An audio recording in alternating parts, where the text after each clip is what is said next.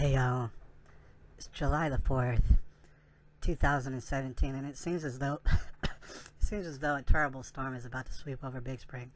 We're about to find out in about a half hour. I wanted to take a moment out to make a video and share with y'all. It's one of those things where I need to make a video about it in order to get it off of my mind, type of thing. So it's a very urgent matter that I shoot this video. Alright, so that's going to be one of those type of videos. Also, it's going to be very personal. Thing is, I want to make this video because I feel like it will help a lot of people. Not only will it help strangers, complete strangers, but it'll help a lot of my family members and friends out there to better understand the situation that is my marriage falling apart the way that it did, and subsequently what took place afterwards. Alright, there's a lot of confusion surrounding it, and honestly, out of all my family and friends and stuff, I can't tell you who knows what pertaining to this situation because it's very, very confusing. Alright, so a lot of confusion around the whole thing.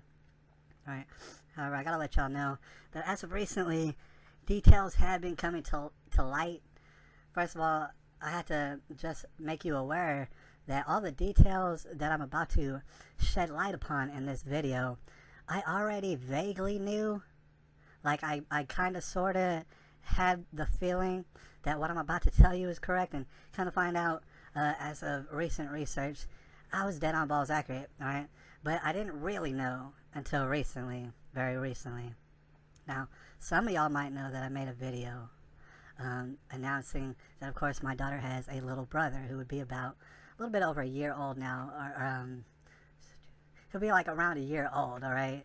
So she has a little brother now, and I made an announcement on the video. Yet and still, there's still confusion surrounding, you know, how my marriage ended and why it is that I'm estranged from my daughter, alright? And it's been just about 3 years, alright? Still a lot of confusion, so I want to try and catch y'all up with some details that might clear up some of the questions that I'm sure a lot of y'all might have been having, alright? First of all, to be very brief, I want to describe an instance that took place before the actual physical separation, in which I went to live, I guess you would call it, with my mom, alright, for just a small period of time. Alright, I want to explain that there was an incident, alright, and I told maybe 1 or 2 people about this, in which my wife came home at 4 a.m. basically one night. And before I go any further, alright, I want to let y'all know, and I've said this before in many videos, I'll say it many times again, as far as my marriage failing, you can go ahead and blame me. Blame me 100%. I don't mind, because thing is, by all means, I might be 100% guilty when it comes to the fact is that my marriage did not work out, right? There's no need to even blame my wife when it comes to that sort of stuff. But I want to bring up the fact that maybe a week and a half before the actual separation, in which I didn't really see coming, my wife, of course, came home at 4 a.m. Alright? I want to explain how that actually happened. She had a friend named Simon, and she had various friends that she likes to go hang out with and everything, and I had become acclimated to that, you know. She had a friend named Simon, and apparently she was going off to a party, alright, at Simon's, who lived maybe 20 minutes away from where we were living in Canyon Lake, alright. That night, of course, I knew about my baby, which is my daughter. I knew that she would absolutely hate going to this party.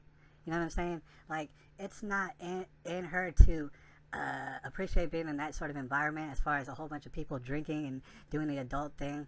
There was a party over at her friend's house, right? She went to a party at this guy's house, alright, with a whole bunch of people who she knew from back in the day, like stomping grounds type old friends or whatever. I knew for a fact my baby was not going to like that at all, because number one is she's surrounded by strangers, and that's not really her thing. Number 2, she would have to be on her absolute best behavior, and that really wouldn't be her thing. So what wound up happening is that I opted to stay home with my daughter, alright, because I knew she wasn't going to like that anyway, so I found it way more appealing to stay home with my daughter and just spend the night that way.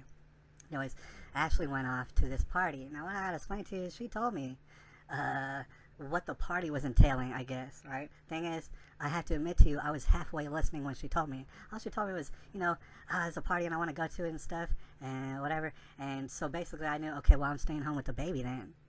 Right, and that's what happened. And she told me that it was like a wedding party. They were celebrating a wedding. Now, like I said, I was halfway listening, so I wasn't sure if she was telling me about a party for a wedding for her ex-boyfriend from a long time ago, who I basically kind of was aware of. I knew him. I've met him before. Right? Either she was telling me that it was a party for his wedding that they were holding at one of her friend's house, or either she told me that, or it was a party for his brother's wedding. Right? Who his brother I can't say I ever met. Right? And honestly, I vaguely heard it. I didn't know. All I knew was she was going to a party at her friend's house, and it was celebrating. It had something to do with her ex-boyfriend, like her high school sweetheart or whatever, and it had something to do with a wedding. All right. Meanwhile, a week and a half later, guess what? We're separated. I didn't see it coming, and obviously it stuck in my head. Well, that night that my wife came home at about 4 a.m., she woke me up as she crawled into bed. All right. That night, it seems as though something took place, obviously, all right? And you come to find out later that she had developed a relationship with her high school sweetheart and stuff like that. Became sort of known over the internet, although they were very careful about it, because you'll notice that it's very hard to find them anywhere on the internet and the Facebooks and the social media, either one of her or that new man of hers that she had, her high school sweetheart, all right? So it's obvious that something happened that night, right? And you would imagine it would be kind of scandalous, to be honest with you, because she did come home at 4. Although I can't tell you one way or the other. Maybe her and that guy got together and talked all night until 4 o'clock. That could have very well happened. I couldn't tell you which way. I really couldn't tell you what happened. But it does seem slightly scandalous from the outside, right? And like I said, I'm not saying all this in order to harp on my wife and say, oh, she's a bad person, oh, she does scandalous things. We've all done scandalous things. I certainly have done scandalous things, right? So all I mean to say is that obviously that night had a lot to do with the fact that me and my wife got separated shortly thereafter. And like I said, I was kind of unclear as what the party was pertaining to this whole time. And you're going to have to forgive me because I kind of let that go by the wayside. I didn't really think about that particular detail, and it's been about 3 years, so it kind of went on the back burner, and I didn't really look into it, that whole situation of that night when she came in at 4 a.m. in the morning. Alright, so the situation just keeps going on. Not only do we get separated, but slowly and surely my baby has just disappeared. I can't see her, alright, because I can call and ask. I call and ask. I ask people in person. I write letters, send them in the mail. I swear to you, I've done this. Asking, can I see my daughter? Nothing. Nobody can. And that's how stuff became weird, because not only did I not have transportation at the time and stuff, I was basically in a sense put in the dark. And I'm not trying to paint myself as a victim. I'm just telling you what exactly happened. Did not know how to see my baby. All right. Time goes on, and less can I see my baby until the fact that she lives in a different place, and no one's going to tell me where. Right, that's the situation, and that situation is carried on up until now. Even it's 3 years later. Don't know where she is. I've asked people. I've asked a series of people. Is it possible? No, it's not possible. It's been made to seem as though it's not possible. And like I said in a video before about that day in child custody court, it was kind of made to seem like that I'm kind of dangerous. I'm a dangerous person, and in no way should I be allowed around children and stuff like that or whatever. I have absolutely no history of anything pertaining to the danger of me around children. There is no nothing could be more farther from the truth or more preposterous. It is in a way to say that if my daughter is not safe around me, then nobody's daughter is safe around nobody, to be honest with you. It makes zero sense, right? Meanwhile, you'll note also, like I've already said, it's not me who's been exiled from my daughter. It's every single person who I know, family and friends included. Nobody gets to see her or hear about her or talk about her, and, it's just a big secret. You understand? All right, so just recently, here's the news update I'll kind of tell y'all. Just recently, I found out that it was that guy's wedding party, right? And that sounds scandalous to think, oh man, at your own engagement party that you're having, you're going to run into your high school fling and y'all are going to strike up a romance and live happily ever after. That does sound a little bit scandalous, I got to admit to you. But actually what I found out with just a little bit of what you would call lucky research, what I found out is that wasn't his engagement party. That was his he already got married party. Alright? accidentally stumbled across the information just the other day that his marriage, he actually got married to a lady, a different lady, not my wife, a different lady, on or around, I believe, May the 3rd, 2014. The separation of me and my wife happened in June and July. So you already understand it's kind of taken up to a new level of scandalous, to be honest with you, because he was already married, right? And I can't say for certain, but evidence seems to point out to the fact is, because I went and I found this lady's Facebook page. I'm going to see if I can holler at her about some more details, but I found a lady who he was married to, her Facebook page. And I'm not going to dox her or anything. Y'all don't know who she is, but the thing is, if you were to find out who she is, you'll note that on her Facebook, it does bring up the fact that they got married and the date. It speaks nothing of a divorce. Alright, if you go through her timeline, it doesn't say nothing about a divorce. In fact, if you were to know their names, look it up on the internet, you're going to find documentation of them getting married, but you're not going to find a divorce documentation. Alright, so I'm not 100% sure, but it would lead you to believe that those two people are still married. And the thing is, I know a lot of people out there who are still married to the people who they're not with no more. And the thing is, it's an expensive process. It involves thousands of dollars. And so what happens is neither party actually wants to pay that, and so they don't get divorced. That's what it seems as though it's happened, because, you know, upon just doing some research, and, you know, I'm sorry if it seems like I'm obsessed, but I'm curious. Upon doing research, you'll find that not only did this guy and my ex-wife have a baby about a year ago. Not only that, you're not going to find any evidence of them getting married at all. It would lead you to believe that they never got married because he's already married. Alright? Thing is, what I gotta explain to y'all out there, man, is that it's a dark road to go down, alright? You know, before I go any further, I just want to reiterate, I'm not jealous or envious. I'm not resentful. I wish no ill will towards my ex-wife and her new guy, or whatever.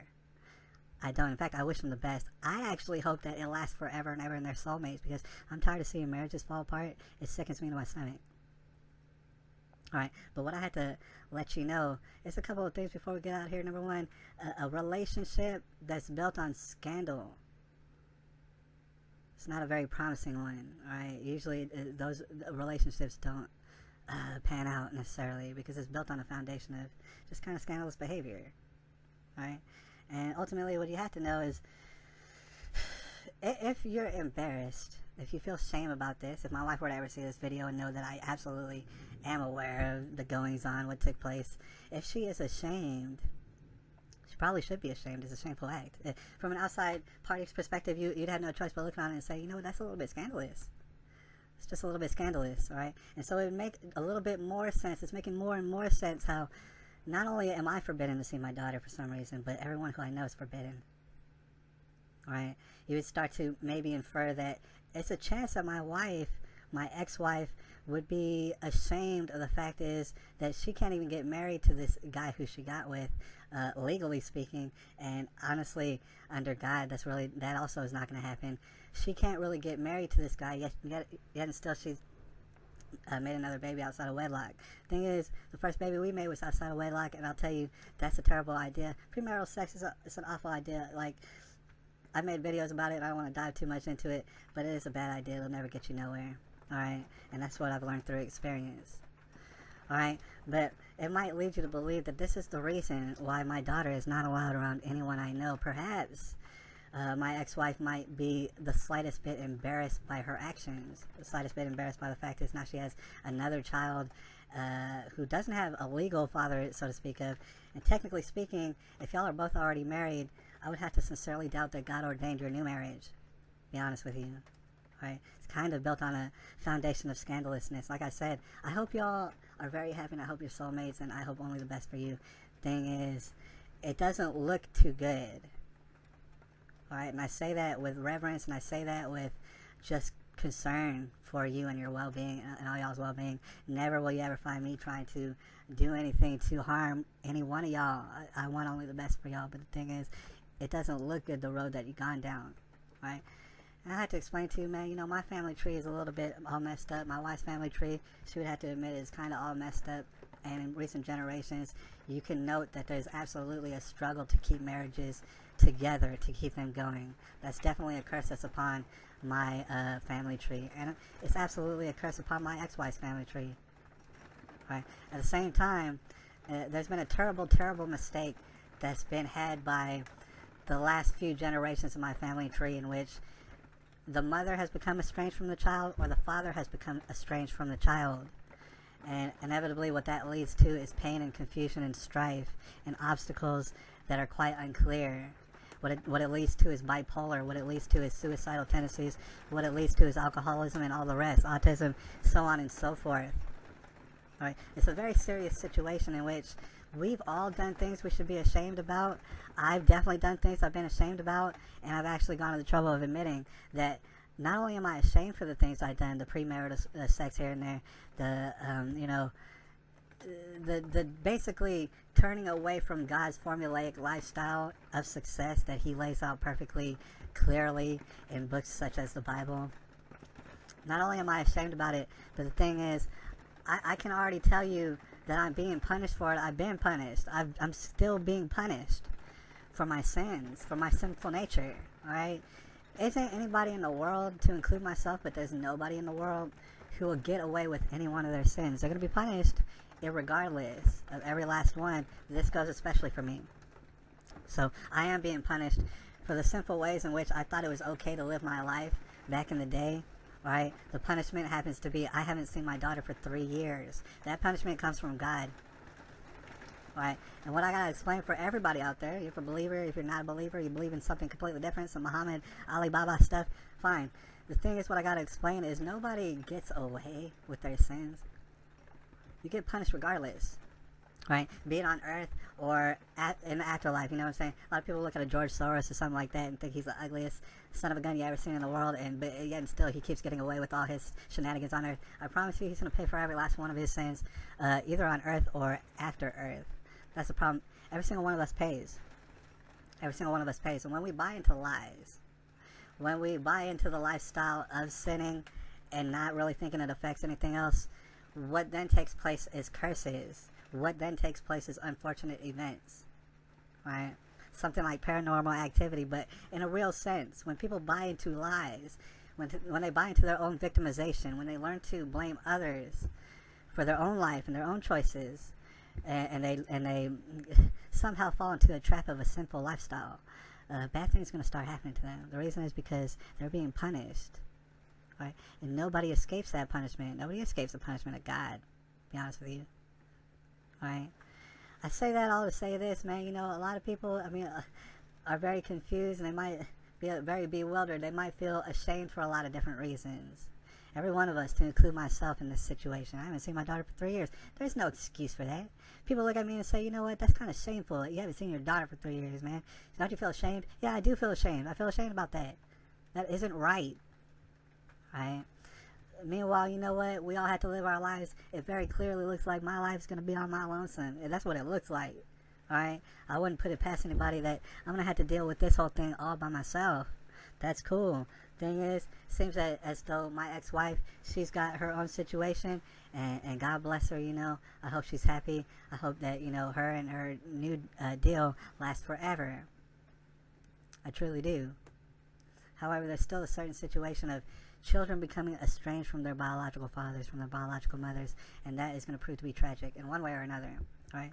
The curse is continued if we continue to buy into absurd lies, like children, like, oh, children don't need parents, oh, children, their parents are interchangeable, oh, man, I can marry whoever I want, in fact, I'll marry that person, no, I think I'll marry that person, or maybe I'll marry that person, right? It's really not the way to go. It's not the way described by God that'll lead you down a path to a success. It's a very dark path, and I don't wish for anybody, not any of my relatives, to go down this path. I hope they know that accepting the sinful lifestyles in which that I've bought into and stuff like that, it won't get you nowhere. It ain't gonna get you no happiness. It ain't gonna get you no joy and contentment and stuff like that. If anything, it's just gonna lead to strife in the end. Alright?